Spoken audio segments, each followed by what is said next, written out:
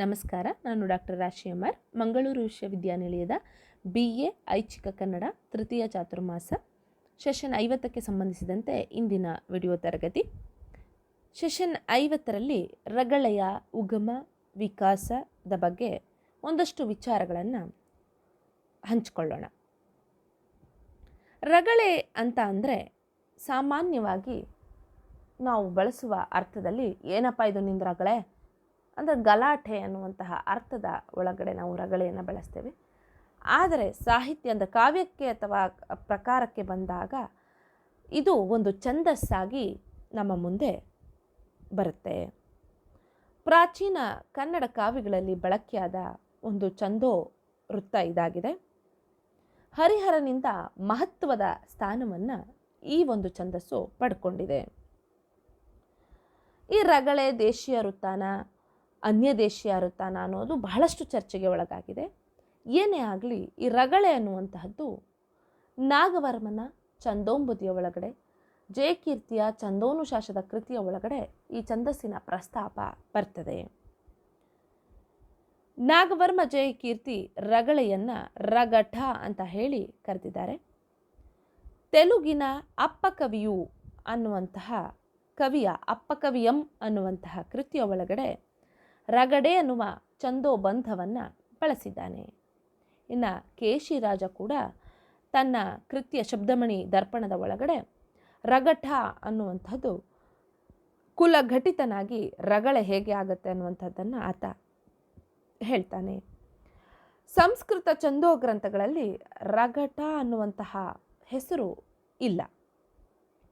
ಈ ಹಿನ್ನೆಲೆಯೊಳಗಡೆ ವಿದ್ವಾಂಸರು ಕೆಲವೊಂದು ಅಭಿಪ್ರಾಯವನ್ನು ಹೇಳ್ತಾರೆ. ಈ ರಗಳೆ, ಕನ್ನಡದ ರಗಳೆ ಸಂಸ್ಕೃತದಲ್ಲಿ ರಗಠ ಆಗಿರಬೇಕು. ಈ ರಗಳೆ ದೇಶಿ ಬಂಧ ಕೂಡ ಆಗಿರಬೇಕು ಅಂತ ಹೇಳ್ತಾರೆ.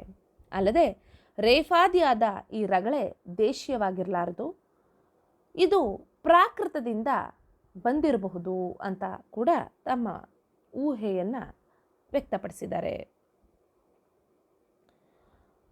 ಪ್ರಾಕೃತದಲ್ಲಿ ಈ ಕನ್ನಡದ ರಗಳೆಗೆ ಸಂಬಂಧಿಸಿದ ಹಾಗೆ ಪದ್ಯ ಜಾತಿಯನ್ನು ಹೋಲುವ ರಗಡ ಧ್ರುವಕ ಅನ್ನುವಂತಹದ್ದು ಇದೆ, ಆ ವೃತ್ತ ಇದೆ. ಆ ವೃತ್ತದ ಲಕ್ಷಣಕ್ಕೂ ಕನ್ನಡದ ರಗಳೆಯ ಪದ್ಯದ ಲಕ್ಷಣಕ್ಕೂ ಯಾವುದೇ ಸಂಬಂಧ ಇಲ್ಲ. ಆದರೆ ಕನ್ನಡ ಮತ್ತು ಸಂಸ್ಕೃತಗಳಲ್ಲಿ ರಗಳೆ ಮತ್ತು ರಗಡ ಪದಗಳ ಹುಟ್ಟಿಗೆ ರಗಡ ಅನ್ನುವಂತಹ ಪದ ಕಾರಣವಾಗಿರಬಹುದು ಅನ್ನೋದನ್ನು ವಿದ್ವಾಂಸರು ಅಭಿಪ್ರಾಯಪಟ್ಟಿದ್ದಾರೆ. ಈ ಹಿನ್ನೆಲೆಯಲ್ಲಿ ರಗಳೆಯ ಮೂಲ ಪ್ರಾಕೃತ ಇರಬಹುದು ಅಂತ ಹೇಳಿ ಊಹಿಸ್ತಾರೆ.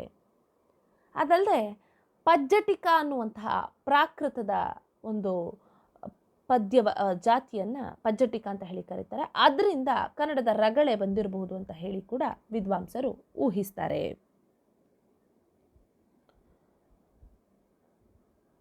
ಇಲ್ಲಿ ಜಯಕೀರ್ತಿ ರಗಳೆಯನ್ನು ರಗಠ ಅಂತ ಹೇಳಿ ಅದೊಂದು ಪದ್ಧತಿ ಅಂತ ಹೇಳ್ತಾನೆ. ಕನ್ನಡದ ಶಾಸನವೊಂದರಲ್ಲಿ ಲಲಿತ ರಗಳೆಯನ್ನು ತೋಮರ ರಗಳೆ ಅಂತ ಹೇಳಲಾಗಿದೆ. ತೋಮರ ಅನ್ನೋದು ಪ್ರಾಕೃತದಲ್ಲಿ ಪಂಚಮಾತ್ರ ಗಣಗಳಿಗೆ ನೀಡಿದ ಸಂಕೇತ. ಇನ್ನು ನಾಗವರ್ಮ ರಗಳೆಯ ಲಕ್ಷಣಗಳನ್ನು ಹೇಳ್ತಾ, ರಗಳೆ ಗಣನಿಯಮ ವಿಪರ್ಯಾಸದಿಂದ ಕೂಡಿರಬೇಕು, ಮಾತ್ರೆಗಳು ಸಮನಾಗಿರಬೇಕು, ತಾಳದ ಗಣನೆಗೆ ಒಡಂಬಡಬೇಕು, ಈ ರೀತಿಯ ಲಕ್ಷಣಗಳನ್ನು ಆತ ಹೇಳ್ತಾ ಹೋಗ್ತಾನೆ. ಅಲ್ಲದೆ ರಗಳೆಯ ಪ್ರಭೇದಗಳು ಪ್ರಮುಖವಾಗಿ 3. ಮೊದಲನೆಯದು ಉತ್ಸಾಹ ರಗಳೆ, ಎರಡನೆಯದು ಮಂದಾನಿಲ ರಗಳೆ, ಮೂರನೆಯದು ಲಲಿತ ರಗಳೆ. ನಾಗವರ್ಮ ರಗಟ ಬಂಧ ಅಂತ ಹೇಳಿ ರಗಳೆಯನ್ನು ತನ್ನ ಕೃತಿಯಾದ ಛಂದೋಂಬುದಿಯ ಒಳಗಡೆ ಪ್ರಸ್ತಾಪಿಸ್ತಾನೆ. ರಗಳೆ ನಮಗೆ ಮೊದಲು ಕಾಣಿಸ್ಕೊಳ್ಳುವಂತಹದ್ದು ಪಂಪನ ಕಾವ್ಯದಲ್ಲಿ. ಪಂಪ ಭಾರತದ ಒಳಗಡೆ ಪದ್ದಳಿ ರಗಳೆ ಎನ್ನುವಂತಹ ಒಂದು ಛಂದಸ್ಸನ್ನು ಆತ ಬಳಸ್ತಾನೆ. ಇನ್ನು ರಗಳೆಯ ಉಗಮದ ಬಗ್ಗೆ, ಆ ಒಂದು ಪದದ ನಿಷ್ಪತ್ತಿಯ ಬಗ್ಗೆ ಆಧುನಿಕ ವಿದ್ವಾಂಸರು ಒಂದಷ್ಟು ತಮ್ಮ ಅಭಿಪ್ರಾಯವನ್ನು ಹಂಚಿಕೊಂಡಿದ್ದಾರೆ. ಮುಳಿಯ ತಿಮ್ಮಪ್ಪಯ್ಯನವರು ಏತವೆಂಬ ಅರ್ಥ ಕೊಡುವಂತಹ ಅರಘಟ್ಟ ಅನ್ನುವಂತಹ ಪದದಿಂದ ರಘಟ ಬಂದಿದೆ ಅನ್ನುವಂಥದ್ದನ್ನು ಹೇಳ್ತಾರೆ. ಈ ಅರಗಟ ಅನ್ನುವಂಥದ್ದು ರಘಟ ಆಗಿದೆ. ರಗಟ ರಹಟ ಅನ್ನುವಂತಹದ್ದಾಗಿದೆ.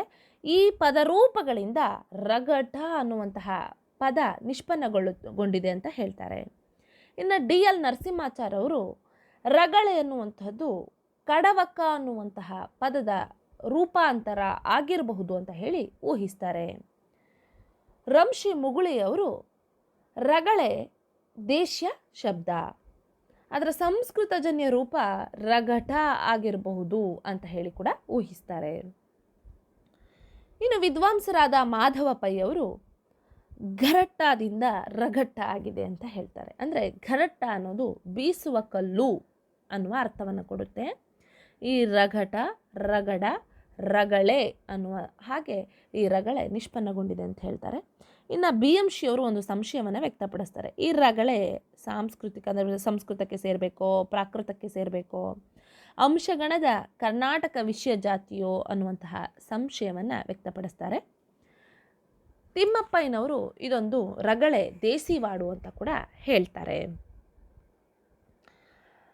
ಹಳಗನ್ನಡದ ಯುಗದಲ್ಲಿ ಪಂಪ, ಪೊನ್ನ, ರನ್ನ, ನಾಗವರ್ಮ, ದುರ್ಗಸಿಂಹ, ಶಾಂತಿನಾಥ, ನಯಸೇನ ಮುಂತಾದವರ ಚಂಪು ಕೃತಿಗಳಲ್ಲಿ ರಗಳೆಯ ಛಂದಸ್ಸು ಒಂದು ಪ್ರಾತಿನಿಧಿಕ ಛಂದಸ್ಸಾಗಿ ಪ್ರಯೋಗಗೊಂಡಿದೆ. ಇದು ಹರಿಹರನ ಪೂರ್ವ ರಗಳೆಗೆ ಹಂತದಲ್ಲಿ ಇವುಗಳನ್ನು ನೋಡಲಾಗುತ್ತೆ. ಹಾಗೆ ಮಧ್ಯಕಾಲೀನ ಕನ್ನಡದ ಚಂಪು ಕೃತಿಕಾರರಲ್ಲೂ ಕೂಡ ಇದು ಕಾಣಿಸ್ಕೊಂಡಿದೆ. ಹಾಗೆ ಹೊಸಗನ್ನಡಕ್ಕೆ ಬಂದ ಹಾಗೆ ರಗಳೆ ಅಂದರೆ ಬ್ಲ್ಯಾಂಕ್ ವರ್ಸ್ ತನ್ನ ಅಂತ್ಯಪ್ರಾಸವನ್ನು ಕಳೆದುಕೊಂಡು ಸರಳ ರಗಳೆಯಾಗಿ ಹೇಗೆ ಮಾರ್ಪಾಡಾಗಿದೆ ಅನ್ನುವಲ್ಲೂ ಕೂಡ ರಗಳೆ ಒಂದು ಛಂದಸ್ಸಾಗಿ ನಮಗೆ ಕಂಡುಬರುತ್ತೆ. ಇನ್ನು ಹರಿಹರನ ಕಾಲದಲ್ಲಿ ಒಂದು ಉತ್ತುಂಗ ಶಿಖರಕ್ಕೆ ಈ ಛಂದಸ್ಸಿನ ಪ್ರಕಾರ ಏರಿ ಹೋಗುತ್ತೆ. ರಗಳೆಯ ಕವಿ ಅಂತಾನೆ ಹೇಳಿ ಪ್ರಸಿದ್ಧಿ ಹೊಂದುತ್ತಾನೆ. ಆ ಒಂದು ಪ್ರಕಾರಕ್ಕೆ ಹರಿಹರನ ಒಂದು ರಗಳೆಗಳು, ರಗಳೆ ಇಲ್ಲದೆ ಹರಿಹರ ಇಲ್ಲ, ಹರಿಹರ ಇಲ್ಲದೆ ರಗಳೆ ಇಲ್ಲ ಅನ್ನೋಷ್ಟು ಮಟ್ಟಿಗೆ ಅದು ಪ್ರಸಿದ್ಧವಾದ ಪ್ರಕಾರ ಆಗಿದೆ. ಈ ಒಂದು ರಗಳೆ ಅನ್ನುವಂತಹದ್ದು ನಾಗವರ್ಮ ಜಯಕೀರ್ತಿಯರಲ್ಲದೆ ಗುಣಚಂದ್ರನಲ್ಲೂ ಕೂಡ ಈ ಒಂದು ಪ್ರಕಾರದ ಲಕ್ಷಣದ ಒಂದು ವಿವರ ಇದೆ. ಕಾವ್ಯದಲ್ಲಿ ಛಂದಸ್ಸಾಗಿ ಕನ್ನಡದಲ್ಲಿ ಇದನ್ನು ಬಳಸಿದ್ದು ಪಂಪ ಅಂತ ಹೇಳಿದೆ ನಾನು. ಆದಿಪುರಾಣ ಹಾಗೂ ಪಂಪ ಭಾರತದಲ್ಲಿ ಎರಡೂ ಕಾವ್ಯಗಳಲ್ಲೂ ಕೂಡ ಈ ಛಂದಸ್ಸಿನ ಬಳಕೆ ಇದೆ. ಪೊನ್ನನ ಶಾಂತಿ ಪುರಾಣದಲ್ಲಿ, ರನ್ನನ ಅಜಿತನಾಥ ಪುರಾಣ, ಹಾಗೆ ನಾಗವರ್ಮನ ಕರ್ನಾಟಕ ಕಾದಂಬರಿ, ಎರಡನೇ ನಾಗವರ್ಮನ ವರ್ಧಮಾನ ಪುರಾಣ ಕೃತಿಯಲ್ಲಿ, ಶಾಂತಿನಾಥನ ಸುಕುಮಾರ ಚರಿತೆ, ನಯಸೇನನ ಧರ್ಮಾಮೃತ, ನೇಮಿಚಂದ್ರನ ಲೀಲಾವತಿ, ರುದ್ರಭಟ್ಟನ ಜಗನ್ನಾಥ ವಿಜಯ, ಆಗಳ ದೇವನ ಚಂದ್ರಪ್ರಭಾ ಪುರಾಣ, ಆಚರಣನ ವರ್ಧಮಾನ ಪುರಾಣ, ಬಂಧುವರ್ಮನ ಜೀವ ಸಂಬೋಧನ ಮತ್ತು ಹರಿವಂಶಾಭ್ಯುದಯಗಳಲ್ಲೂ ಕೂಡ ರಗಳೆಯ ಪ್ರಸ್ತಾಪ ಬರುತ್ತೆ.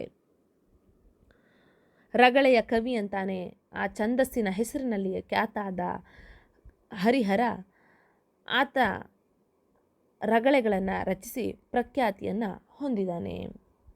ಈತ ರಗಳೆಯ ಒಂದು ಪ್ರಕಾರಕ್ಕೆ ಕನ್ನಡ ಕಾವ್ಯಕ್ಕೆ ಕೊಟ್ಟಂತಹ ಕೊಡುಗೆ ಬಹಳ ಅತ್ಯಮೂಲ್ಯ ಹಾಗೆ ಗೌರವಪೂರ್ಣ ಅಂತಾನೆ ಹೇಳ್ಬೋದಾಗಿದೆ.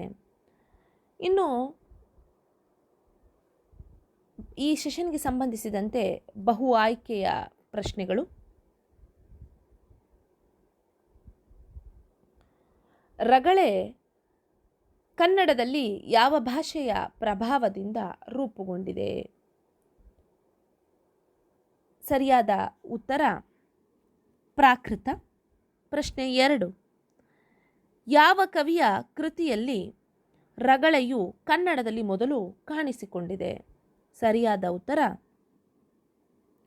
ಪಂಪನ ಪಂಪ ಭಾರತ ಕೃತಿಯ ಒಳಗಡೆ. ಪ್ರಶ್ನೆ 3, ಪಂಪ ಭಾರತದಲ್ಲಿ ಬಳಕೆಯಾದ ರಗಳೆ ಯಾವುದು? ಸರಿಯಾದ ಉತ್ತರ ಪದ್ದಳಿ ರಗಳೆ. ಪ್ರಶ್ನೆ 4, ನಂಬಿಯಣ್ಣನ ರಗಳೆಗಳು ಕೃತಿಯ ಕರ್ತೃ ಯಾರು? ಸರಿಯಾದ ಉತ್ತರ ಹರಿಹರ. ಪ್ರಶ್ನೆ 5, ಅಗ್ಗಳನ ಯಾವ ಕೃತಿಯಲ್ಲಿ ಪದ್ದಳಿ ರಗಳೆ ಬಳಕೆಗೊಂಡಿದೆ? ಸರಿಯಾದ ಉತ್ತರ ಚಂದ್ರಪ್ರಭಾ ಪುರಾಣ. ಇದಿಷ್ಟು ರಗಳೆಯ ಉಗಮ ಮತ್ತು ವಿಕಾಸಕ್ಕೆ ಸಂಬಂಧಿಸಿದಂತಹ ಸಂಕ್ಷಿಪ್ತ ಮಾಹಿತಿ. ಮುಂದಿನ ಸೆಷನ್ನಲ್ಲಿ ಹರಿಹರನ ಪೂರ್ವ ರಗಳೆಯ ಪ್ರಯೋಗಗಳ ಬಗ್ಗೆ ತಿಳಿದುಕೊಳ್ಳೋಣ. ಧನ್ಯವಾದಗಳು.